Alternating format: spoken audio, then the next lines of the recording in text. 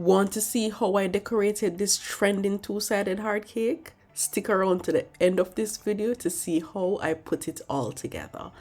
I started off with round cakes and I did go ahead and cut off the sides to create this heart shape. If you want to see exactly how I did this, drop a comment down below and let me know if I should do a very detailed video showing you how to achieve heart shapes from round and square cakes. First thing, I have to go ahead and stack all of my cake layers, and I did put in some very yummy chocolate filling between the layers as well. Now we are crumb coating. What is a crumb coat? A crumb coat is just that first layer of buttercream that you put onto the cake to trap in those crumbs. So when you move on to finally covering your cake with your final color, you won't have any crumbs peeking out, all right? You know we have to maintain that heart shape, and that's the reason why I cut out the back parts of that cake to get that perfect heart-shaped cake. One important thing you can't forget to do is to chill your cake between your different coats of buttercream. As you can see there, I'm applying the red color to one half of the cake. And before I did that, I did use some parchment paper to cover one half of the cake. I'm going to show you in detail when I do the next side. The holding of your scraper is very, very important to help you to achieve a very nice, smooth, flawless finish on your cake. And believe me, it's not just one swipe and you get it perfect. You have to do this multiple times with different pressures, filling in the gaps as you go along, smoothing that top of your cake until you're happy with the result. So it's not just one time, all right? So this is where you have to be patient until you get the cake looking exactly the way you want it to.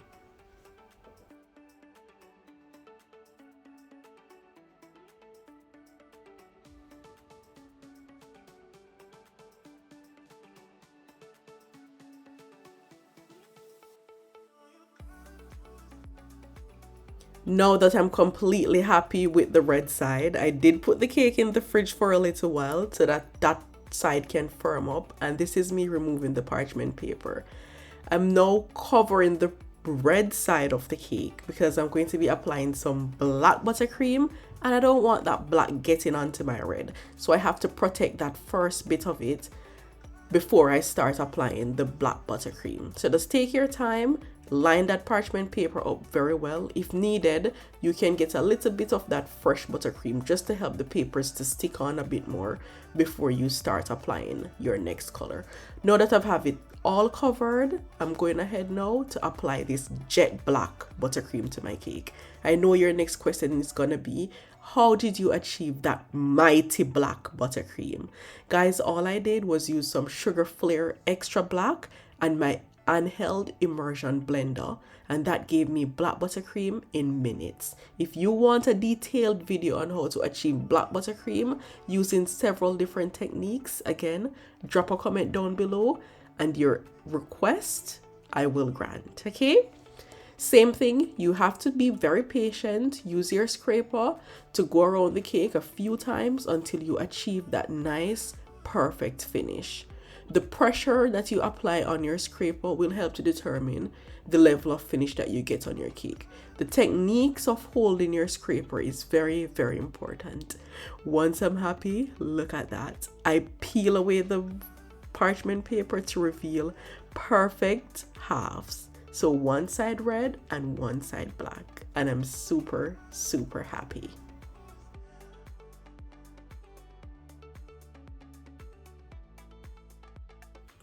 I want to give this cake two different decorations, so one side will be looking different than the other. I went ahead and I melted down some of the red buttercream in the microwave. Not too runny, I'm just creating a drip. However, I want these drips to look a bit not so neat and look a little bit chunky. That was the vibe I was going for, and I'm very happy with that. It looks a bit messy now, but trust the process, okay? I'm using my leaf piping tip, so that big leaf piping tip, that's what I'm using. I'll leave the correct number down below in the description box, and look at that. I use the same piping tip to go around the top edge of the cake as well. And sometimes shit will happen. So I wasn't happy with the shell border I put over the bottom. So I went ahead and removed it. And it's a good thing that that happened. Sometimes in life, a little setback is just for you to look at things from a different point of view. At this moment, I decided to cover one half of my cake board red and the next half black. And tell me that isn't more stunning than what it was before. I went back in with the leaf piping tip, and now I'm going in with a 4B piping tip. So that's the medium shell border piping tip. And I'm putting in little details on the base, and I'll do the same thing at the top of the cake.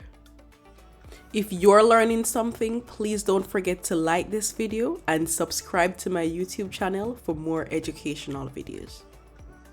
Once I'm happy with the red side, I'm back onto the black. Now I'm using the 6B, which is the large shell border piping tip, to create these beautiful shell patterns at the base of the black. And I'll do the same thing at the top of the cake with that same black color.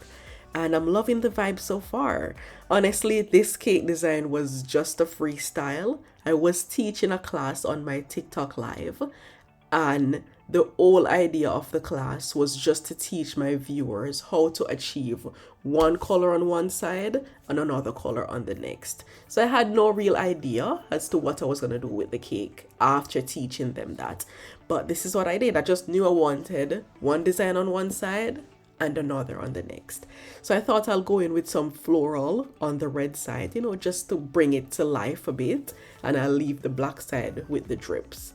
And that was the cake. I went ahead and did some pearl in the line of the middle just to separate the two sides. And I ended up using this cake for one of my friend's daughter's birthday at church, and everyone had a good time. It was beautiful, it was fitting, and it was delicious. Until next time, keep on baking.